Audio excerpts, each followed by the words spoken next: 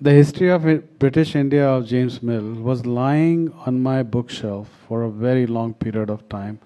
I had not gone through it, you know. So I don't know what inspiration came to me. I picked up the book and started going through it. And in this particular book, there are 7 chapters on Hindus that are extremely damaging. Extremely damaging, because it was James Mill who has laid the foundations of this equation that I spoke about. Hinduism equals caste, equals hierarchy, equals oppression. He is the one.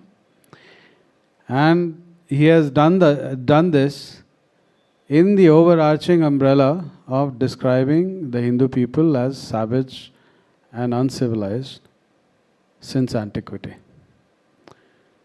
So, when I went through this, I said to Krishna, look, we have hit a gold mine.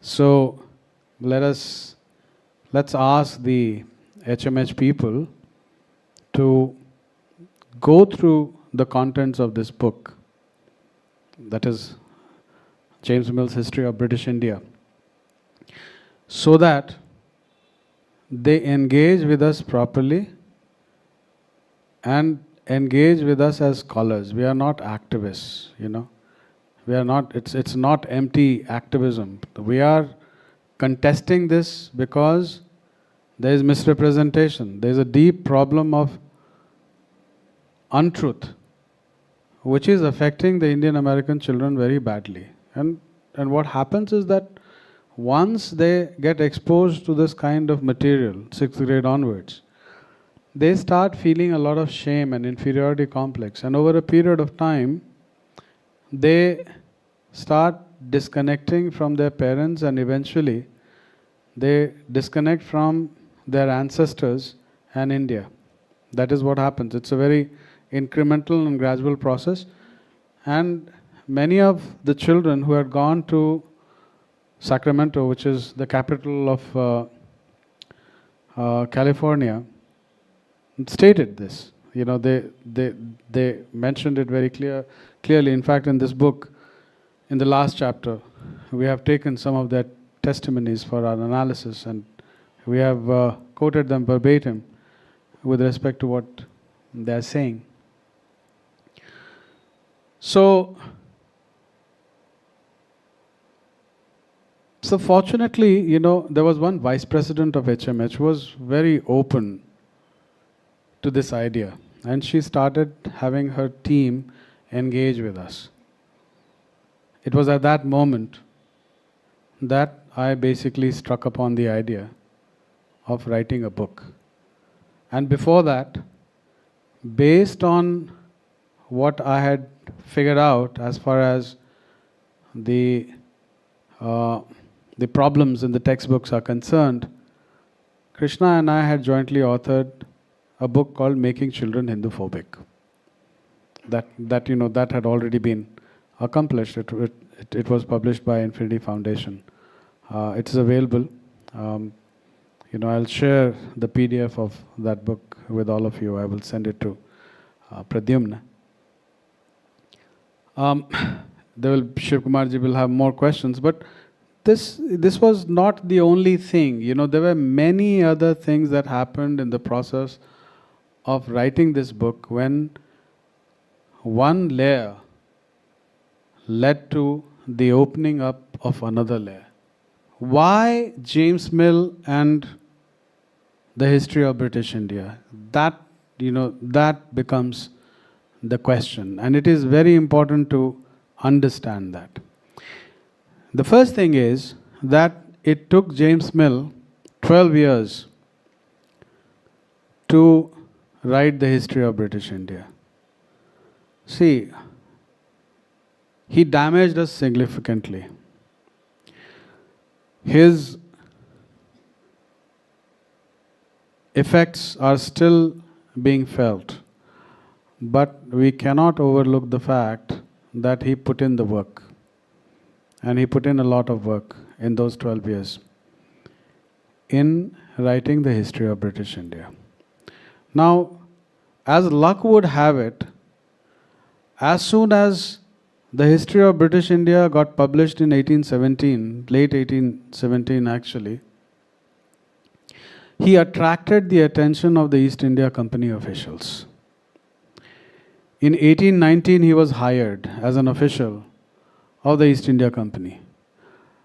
By the time it was 1823, he was second in command of the hierarchy of the East India Company officials working from the headquarters of the East India Company in London. 1823, you would want to remember that date.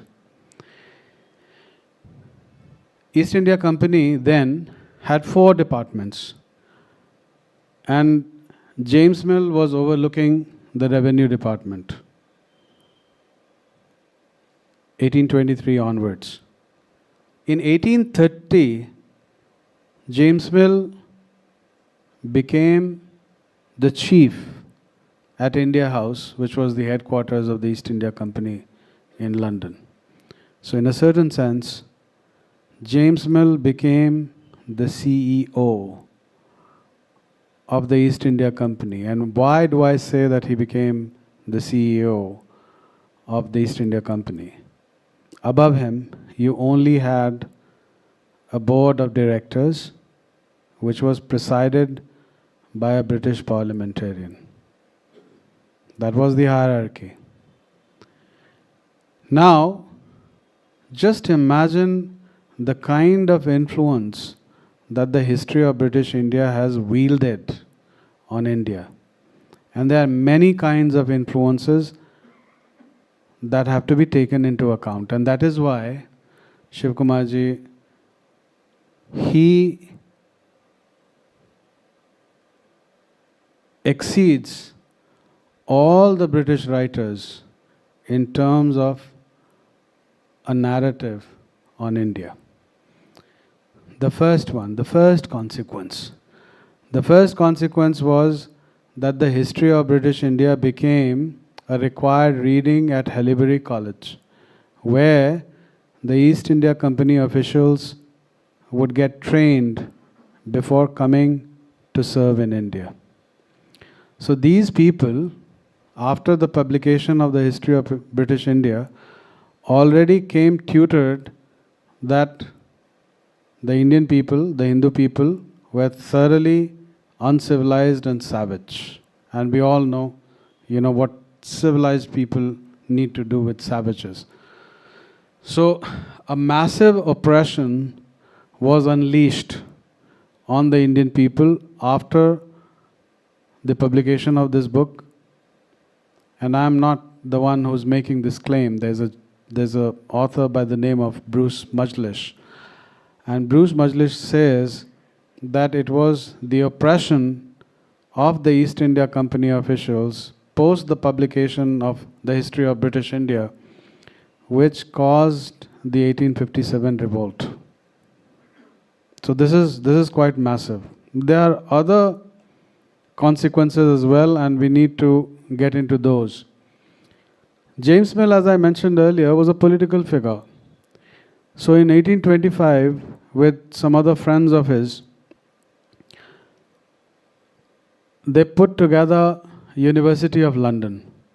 So all the writings that James Mill was doing for India, as well as for the British social and political context, began to become academically institutionalized.